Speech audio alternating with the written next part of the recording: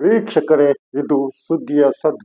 ಬಿಹಾರದ water list ನ ಪರಿಷ್ಕರಣೆಯ ಕುರಿತ ವಿಚಾರಣೆಯಲ್ಲಿ ಸುಪ್ರೀಂ ಕೋರ್ಟಿನಲ್ಲಿ ಪ್ರತಿಪಕ್ಷಗಳ ವಾದ ಸದ್ಯಕ್ಕೆ ಸಮಾಧಾನಕರವಾಗಿ ಬಗೆಹರಿದಿದೆ.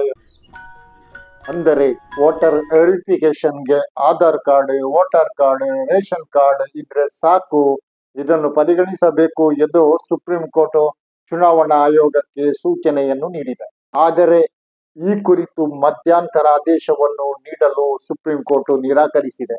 ಏನಿದ್ದರೂ ಕೂಡ ಬಿಹಾರ ಚುನಾವಣೆಯ ಹೊಸ್ತಿಲಲ್ಲಿರುವುದರಿಂದ ಅಲ್ಲಿನ ವೋಟರ್ಸ್ ಗಳಿಗೆ ಸಿಕ್ಕಿದ ಬಹುದೊಡ್ಡ ಸಮಾಧಾನಕರ ವಿಚಾರವಾಗಿದೆ ಎಂದು ಈ ಅಂಶಗಳನ್ನು ನಾವು ಎತ್ತಿ ಹೇಳಬಹುದು.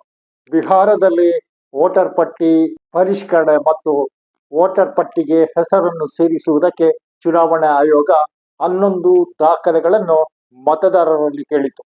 ಚುನಾವಣಾ ಆಯೋಗದ ಈ ನಿರ್ಧಾರವನ್ನು ವಿರೋಧಿಸಿ ಬಿಹಾರ ಬಂದ್ ಕೂಡ ನಡೆದಿತ್ತು. ಪ್ರತಿಪಕ್ಷಗಳು ಹೇಳುವುದು, ಇಂತಹ ದಾಖಲೆಗಳನ್ನು ಕೇಳುವ ಮೂಲಕ ಮತದಾರರನ್ನು ಮತದಾನದಿಂದ ದೂರ ಇಡುವಂತ ಕೆಲಸವನ್ನ ಚುನಾವಣಾ ಆಯೋಗದ ಮೂಲಕ ಕೇಂದ್ರ ಸರ್ಕಾರ ಮಾಡುತ್ತಿದೆ ಎಂದಾಗಿತ್ತು ಎಂಬ ಆರೋಪವು ಪ್ರತಿಪಕ್ಷಗಳಿಂದ ಕೇಳಿ ಬರುತ್ತಿತ್ತು.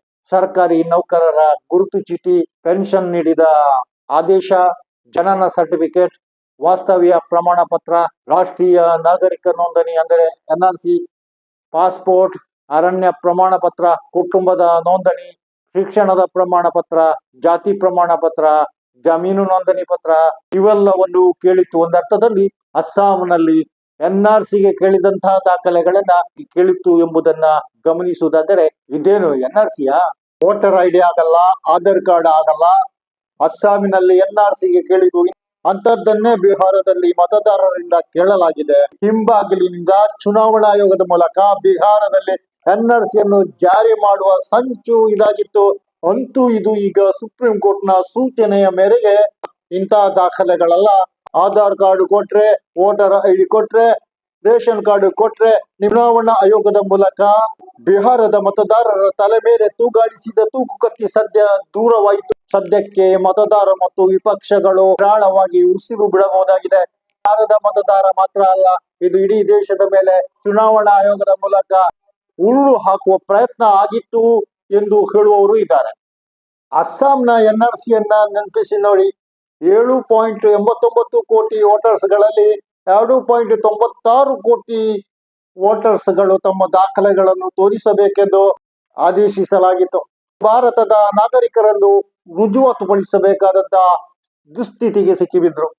1971 ಮಾರ್ಚ್ 24 ಮುಂಚಿನ ಯಾವುದೇ ವೋಟರ್ ಲಿಸ್ಟ್ ನಲ್ಲಿ ಅವರ ಹೆಸರಿದ್ದರೆ ಅವರನ್ನು ಭಾರತೀಯ ಎಂದು ಅಸ್ಸಾಂ NRCಯಲ್ಲಿ ಬಿಹಾರದ ವೋಟರ್ ಲಿಸ್ಟಿಗೆ 2003ರಲ್ಲಿ ಅಲ್ಲದೆ ಅದಕ್ಕಿಂತ ಮೊದಲಿನದ್ದು ಅಥವಾ ನಂತರದ್ದು ತಯಾರಿಸಿದಂತಹ ವೋಟರ್ ಲಿಸ್ಟ್ ನ ಹೆಸರು 2003ರ ವೋಟರ್ ಲಿಸ್ಟ್ ನಲ್ಲಿ ಹೆಸರಿದ್ರೆ ಮಾತ್ರ ಅವರನ್ನ ಬಿಹಾರದ ಮತದಾರ ಎಂದು ಒಪ್ಪಿಕೊಳ್ಳುವುದಾಗಿ ಚುನಾವಣಾ ಆಯೋಗ ಆದೇಶ ಹೊರಡಿಸಿತು, ಅಧಿಸೂಚನೆ ಹೊರಡಿಸಿತು. ಅಂದರೆ ಇದು ಅಸ್ಸಾಂನ NRCಯ ಜಾಡು ಹಿಡಿದ ಅಧಿಸೂಚನೆ ಆಗಿದೆ. ಬಿಹಾರದ ಅರ್ಧಾಂಶ ಜನರು ಗ್ರಾಮೀಣ ಪ್ರದೇಶದಲ್ಲಿ ವಾಸಿಸುವವರು. ಅವರು ದಾಖಲೆಗಳನ್ನು ಇಟ್ಟುಕೊಳ್ತಾರ? ಎಲ್ಲಿಂದ ದಾಖಲೆಗಳನ್ನು ತಂದು ಕೊಡಬೇಕು ಎಂದು ಬಿಹಾರದ ಮಾಜಿ ಉಪಮುಖ್ಯಮಂತ್ರಿ ತೇಜಸ್ವಿ ಯಾದವ್ ಸಹಿತ ಪ್ರತಿಪಕ್ಷಗಳು ಚುನಾವಣಾ ಆಯೋಗದ ಮುಂದೆ ಪ್ರಶ್ನೆಯನ್ನಿಟ್ಟಿದ್ದರು. ನಿಜವಾಗಿಯೂ ಈ ಬಡ ಜನರು, ಗ್ರಾಮದಲ್ಲಿರುವವರು, ಅವರಿಗೆ ಈ ದಾಖಲೆಗಳೆಂದರೇನೆ ಎಂದು ಗೊತ್ತಿಲ್ಲ. ಬಹುಶಃ ಇದೊಂದು ಸಂಚಿನ ರೂಪದಲ್ಲಿತ್ತು ಎಂದು ಬಿಹಾರದ ಪ್ರತಿಪಕ್ಷಗಳು ಹೇಳುತ್ತಾ ಬಂದಿವೆ. ಒಂದು ದೊಡ್ಡ ಸಂಖ್ಯೆಯ ಮತದಾರರು ಮತದಾನದಿಂದ ವಂಚಿತವಾದರೆ ಬಿಜೆಪಿಗೆ ಗೆಲ್ಲುವುದು ಬಹಳ ಸುಲಭ ಆಗಬಹುದು.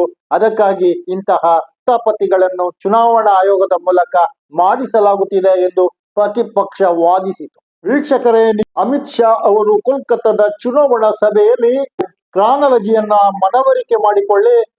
ಮೊದಲು CAA ತರ್ತೇವೆ, ಆನಂತರ NRC ತರ್ತೇವೆ. ಅದು ಪಶ್ಚಿಮ ಬಂಗಾಳಕ್ಕೆ ಮಾತ್ರ ಅಲ್ಲ, ಇಡೀ ಭಾರತದಲ್ಲಿ ಅದನ್ನು ಜಾರಿಗೆ ತರ್ತೇವೆ ಎಂದು ಘೋಷಿಸಿದರು. ಈಗ ಬಿಹಾರದಲ್ಲಿ ಚುನಾವಣಾ ಆಯೋಗದ ಮೂಲಕ ವೋಟರ್ ಲಿಸ್ಟ್ ಮೂಲಕ ಮತದಾರರಿಗೆ ಅಲಭ್ಯವಾದ ಹಲವಾರು ನಿಬಂಧನೆಗಳನ್ನಿಟ್ಟುಕೊಂಡು ಚುನಾವಣಾ ಆಯೋಗ ಆದೇಶ ಹೊರಡಿಸಿತು. ಬಿಹಾರದಲ್ಲಿ ನಿತೀಶ್ರನ್ನು ಸಂಪೂರ್ಣ ಮೂಲೆಗಿಡಬೇಕು ಎನ್ನುವಂತ ತಂತ್ರ ಹೆಣೆಯಲಾಗುತ್ತಾ ಇದೆ.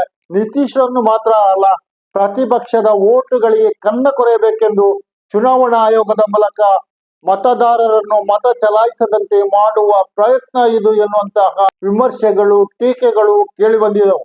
ನಿಜಕ್ಕೂ ಇದು ಸರಿಯಾದ ಮಾತೇ ಆಗಿದೆ. ಇಷ್ಟೆಲ್ಲ ಆದ್ರೂ ಕೂಡ ಸಮಾಜವಾದಿ ಎಂದು ಈಗಲೂ ಎದೆ ತಟ್ಟಿ ಹೇಳುತ್ತಿರುವ ನಿತೀಶ್ ಕುಮಾರ್ ಬಿಜೆಪಿಯ ಅದರ ಆಧಾರದಲ್ಲೇ ಬಿಹಾರದಲ್ಲಿ ಮುಖ್ಯಮಂತ್ರಿಯಾಗಿ ಇದ್ದಾರೆ.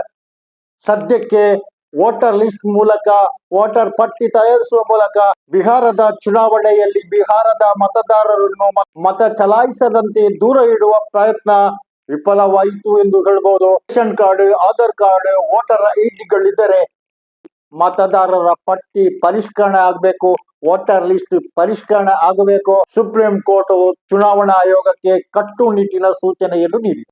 ವೀಕ್ಷಕರೇ, ಎಂತೆಂಥ ತಂತ್ರಗಳ ಮೂಲಕ ಪ್ರಜೆಗಳನ್ನ ಸತಾಯಿಸುವ ಕೆಲಸಕ್ಕೆ ಈ ಎಲ್ಲ ವ್ಯವಸ್ಥೆಗಳನ್ನ ಸರ್ಕಾರ ಬಳಸಿಕೊಳ್ತಿದೆ ಅನ್ನುವಂತ ವಾದಗಳಿದೆಯಲ್ಲ, ಅದು ನಿಜವಾಗಿ ಅಲ್ವಾ? ನಿಮ್ಮ ಅಭಿಪ್ರಾಯ ಏನು? ಸುದ್ದಿಯ ಸದ್ದಿನಲ್ಲಿ ಈ ಹೊತ್ತಿನ ಚರ್ಚೆ ಇಷ್ಟೇ. ಇನ್ನೊಂದು ಕಾರ್ಯಕ್ರಮದೊಂದಿಗೆ ಇನ್ನೊಮ್ಮೆ ನಿಮ್ಮ ಮುಂದೆ ಬರುತ್ತೇನೆ. ಸಬ್ಸ್ಕ್ರೈಬ್ ಆಗಿ, ಶೇರ್ ಮಾಡಿ, ಕಮೆಂಟ್ ಮಾಡಿ. ನಾನು ಅರ್ಪ ಬಂಚಿ. ಜೈ ಹಿಂದ್.